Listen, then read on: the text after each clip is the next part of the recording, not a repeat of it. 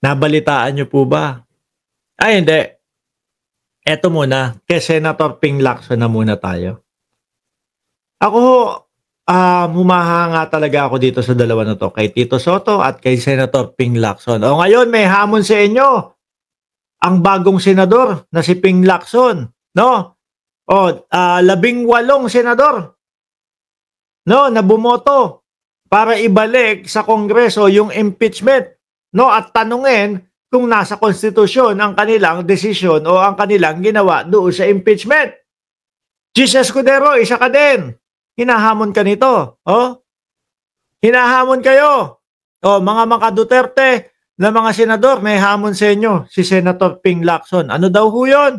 Oh, Ping Lacson to Senate. No, hindi naman niya pwedeng debatihin si Risa Ontiveros. Dahil si Risa Ontiveros gustong-gusto na matuloy agad yung impeachment. Hindi naman din si Win Gatchalian, hindi naman din si Nancy Binay, wala na yun sa pagiging senador. At gusto din nun maumpisahan. Lahat nung lumagda, no? Kasama si Chis Escudero, debate daw kayo. Debate daw kayo. Paliwanagan daw. Oh, Jinggoy. Sino pa yung isa? Si JB. Ejercito. Oh, Tulpo. Si lahat, yung 18, kasama si Chis Escudero, isa, palagan nyo to. Oh. Kung naniniwala kayo na tama yung ginagawa ninyo, yung pagdidelay ninyo, o Marcoleta, isa ka pa. Kung naniniwala kayong tama ang ginagawa ninyo, o yung pag-delay ng impeachment, palagan nyo si Ping Lacson. Diba? Simple.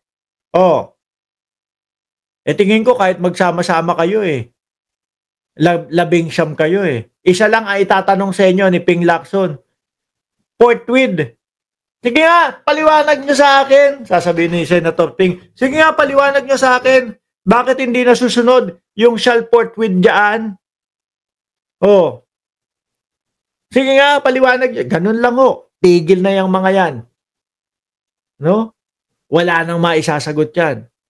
Pag tinanong si Rodante Marcoleta ni Ping Lacson, sige nga Marcoleta, ikaw abogado ka. Ano pagkakaintindi mo diyan sa nakasulat sa konstitusyon na kapag ka nakakuha na ng 1/3 na boto ang Kongreso, kailangan na, no, shall forthwith into trial. Ano pagkakaintindi mo diyan? Wala na. Agad-agad ituloy. Ilalampaso sila nito ni Ping Lacson, mga bossing. Kaya sabi ko nga ho sa inyo kung meron man na magtatapang na pumatol dito sa hamon ni Ping Lacson, ay baka kapag ka nanalo kayo, sasaludo kami sa inyo. Ano? Ako, isang word lang ang nakikita ko para matapos yung pakikipagdebate nila kay Senator Ping Lacson. Pag tinanong na agad-agad ano yung forthwith, wala na yung mga yan. Bagsak na to kanyang mga yan, mga bossing. Kaya nga po pilit nang iniiwasan niyang mga yan No? Nasagutin o pansinin ho yung mga malalaking universidad. Kasi pag sumagot sila doon, wala na. No, ibabalik sa kanila. Bakit nakasulat sa konstitusyon? Ganyan, ba't hindi nyo sinusunod? Bakit kabaliktaran ng konstitusyon ang ginagawa ninyo? Diba? Sabi ni Ma'am Helen's Vlog Official, listening from Singapore po. Taga-replay kapag ka hindi maka-join sa live. Shout out sa Singapore na si Ma'am Helen Vlog. Pakipadala niya po ako nung kaya toast. Tapos yung itlog na medyo hilaw ang luto. Pero masarap yun. Almusal, kape, kaya toast, tapos itlog na medyo hilaw ang luto. Naku po. Sa tapat ng Lucky Plaza, lagi kong inaalmusal yan. Sarap, mga kababayan. Ping Lacson to Senate, let's debate. No? Vote on why Sara impeachment trial is delayed. Senator Ping Lacson said he is ready to debate with other senator about the reported plan to push back the reconvening of the Senate Impeachment Court, further delaying the impeachment trial of Vice President Sara Duterte. Lacson called resetting of the original schedule of July 29 session to August 4 as another plan to delay. Oh!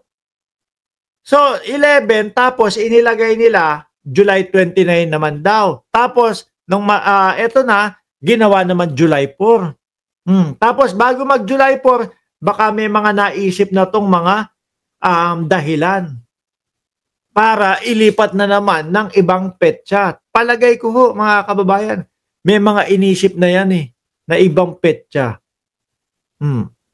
Yan naman po ang napapansin natin sa kanila, mga bossing. Diba? Yan ho ang napapansin natin sa kanila. Tingin ko din ho, mga kababayan, umpisa pa lang po, naririnig pa lang po nila yung impeachment. Bumabalangkas na po sila kung ano ang ipandedepensa at kung paano nila i-dismiss o kung paano nila i-delay yung impeachment.